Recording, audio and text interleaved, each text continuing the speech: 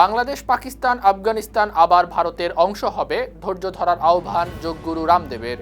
बांग्लादेश भी, पाकिस्तान भी, अफगानिस्तान भी भारत में मिल जाएगा, थोड़ा ही सब्र करो। ভারতের সেনাপ্রধানকে নেপালের সেনাবাহিনীর সম্মানসূচক জেনারেল পদমর্যাদা দিল দেশটির সরকার।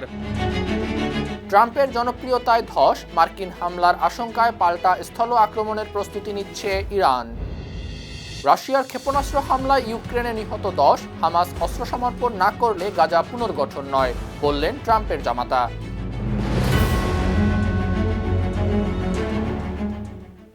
শুনছিলেন সংবাদ শিরোনাম। সবাইকে স্বাগত জানাচ্ছি বিশ্বজুড়ে প্রতিদিনে বিশ্বের বিভিন্ন প্রান্তের সবশেষ তথ্য জানাতে আপনাদের সঙ্গে আছি আমি ইকবাল মাহমুদ অনিক। বাংলাদেশ, পাকিস্তান ও আফগানিস্তান একদিন আবার ভারতের সঙ্গে একীভূত হবে বলে মন্তব্য করেছেন ভারতের যোগগুরু রামদেব। এজন্য সবাইকে ধৈর্য ধরার আহ্বান জানিয়েছেন তিনি। সোমবার রায়পুরে সাংবাদিকদের সঙ্গে আলাপকালে রামদেব দাবি করেন, বাংলাদেশ ও পাকিস্তানে হিন্দুরা নির্যাতনের শিকার হচ্ছেন, তবে এ দাবির পক্ষে তিনি কোনো প্রমাণ দেননি। তিনি আরও বলেন, ভারতের কোনো ধর্ম হুমকির মুখে নেই, বরং দেশটির সম্মান ও গৌরব ঝুঁকিতে ছিল। একই সঙ্গে ভারতকে বিশ্বের অন্যতম শক্তিশালী অর্থনীতি ও দেশ হিসেবে দেখতে চান বলেও মন্তব্য করেন তিনি। बाकी तो वो दिन भी आएगा जब वापस बांग्लादेश भी, पाकिस्तान भी, अफगानिस्तान भी भारत में मिल जाएगा, थोड़ा ही सब्र करो। ভারতের সেনাপ্রধান জেনারেল ধীরাজ শেঠকে নেপাল সেনাবাহিনীর সম্মানসূচক জেনারেল পদমর্যাদা দিয়েছেন দেশটির প্রেসিডেন্ট রামচন্দ্র পৌডেল। সোমবার 17 আগস্ট নেপালের রাষ্ট্রপতির বাসভবন শীতল নিবাসে আয়োজিত অনুষ্ঠানে তাকে সম্মাননা দেয়া হয়। নেপাল ও ভারতের সেনাপ্রধানদের পরস্পরের দেশের সম্মানসূচক জেনারেল পদ দেওয়ার ঐতিহ্য দীর্ঘদিনের। নেপাল সেনাবাহিনীর মুখপাত্রের মতে, এই প্রথা দুই দেশের ঐতিহাসিক, সাংস্কৃতিক ও বন্ধুত্বপূর্ণ সামরিক সম্পর্কের প্রতীক। সফরে জেনারেল ধীরাজ শেঠ নেপালের সেনাপ্রধান অশোকরাজ সিকদারের সঙ্গে বৈঠক করে দুই দেশের সামরিক সম্পর্ক ও পারস্পরিক স্বার্থের বিষয় নিয়ে আলোচনা করেন। ককরোচ জনতা পার্টির প্রতিষ্ঠাতা অভিজিৎ দীপকেকে বিজেপির নেতৃত্বাধীন জোটে যোগ দেওয়ার প্রস্তাব দিয়েছেন ভারতের কেন্দ্রীয় মন্ত্রী রামদাস আটওয়ালে।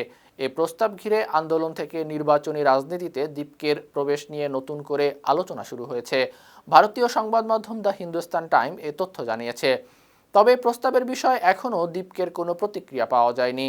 এর আগে তিনি নির্বাচনী রাজনীতিতে যোগ দেওয়ার সম্ভাবনা নাকচ করে প্রচলিত রাজনৈতিক ব্যবস্থার বাইরে আন্দোলনের মাধ্যমে মানুষের কথা তুলে ধরার কথা বলেছিলেন। পাকিস্তানের সাবেক প্রধানমন্ত্রী ইমরান খানকে কারাগার থেকে হাসপাতালে নিয়ে প্রয়োজনীয় স্বাস্থ্য পরীক্ষা করানোর নির্দেশ দিয়েছেন দেশটির সুপ্রিম কোর্ট। মঙ্গলবার 3 সদস্যের বেঞ্চ এ নির্দেশ দেন। পাক সংবাদ মাধ্যম দ্য ডন এ তথ্য জানিয়েছে। আদালত ইমরান খানকে ইসলামাবাদের শিফা হাসপাতালে নেয়ার পাশাপাশি তার চিকিৎসায় একটি মেডিকেল বোর্ড গঠনের নির্দেশ দিয়েছেন।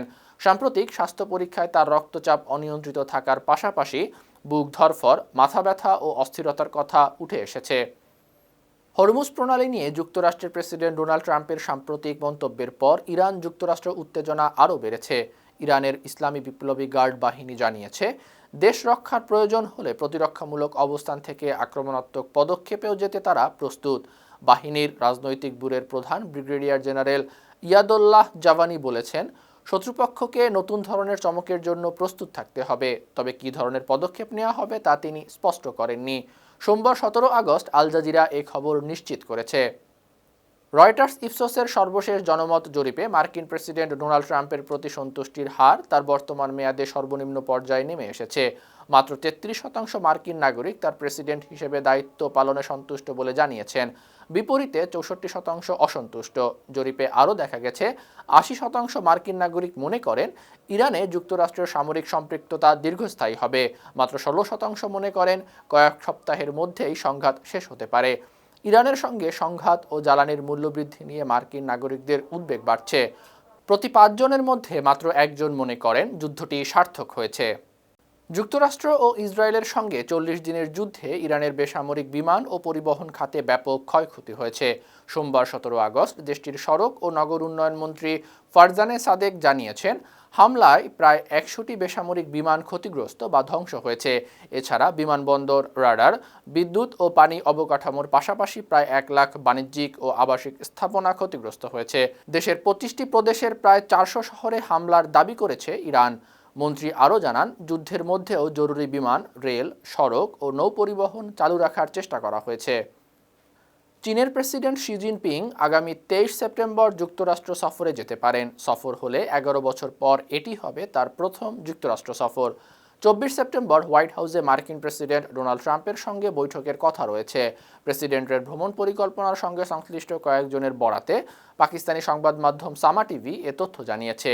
বৈঠকে বাণিজ্য, তাইওয়ান, কৃত্রিম বুদ্ধিমত্তা, ইরান যুদ্ধ ও হরমুজ প্রণালী সহ গুরুত্বপূর্ণ বৈশ্বিক বিষয় নিয়ে আলোচনা হতে পারে।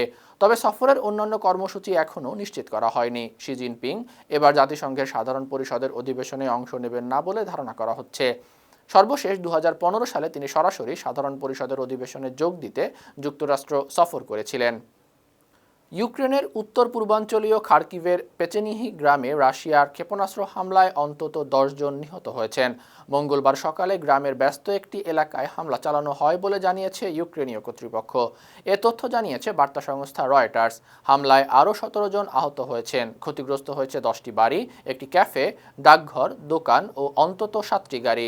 ঘটনাস্থলে উদ্ধার কাজ চালাচ্ছেন জরুরি বিভাগের কর্মীরা। ইউক্রেনের প্রেসিডেন্ট ভলোদিমির জেলেনস্কি হামলার জবাব দেওয়ার হুঁশিয়ারি দিয়েছেন। হামলার বিষয়ে রাশিয়ার পক্ষ থেকে তাৎক্ষণিক কোনো মন্তব্য পাওয়া যায়নি। হামাস পুরোপুরি অস্ত্র সমর্পণ না করলে গাজা পুনর্গঠনের অনুমতি দেয়া হবে না বলে জানিয়েছেন যুক্তরাষ্ট্রের প্রেসিডেন্টের জামাতা ও বিশেষ দূত জারেড কুশনার। সোমবার আল জাজিরার প্রতিবেদনে বলা হয়, গাজা নিয়ে ইসরায়েলি প্রধানমন্ত্রী বেনিয়ামিন নেতানিয়াহুর সঙ্গে বৈঠকে কুশনার কোনো সমঝোতায় পৌঁছাতে পারেননি।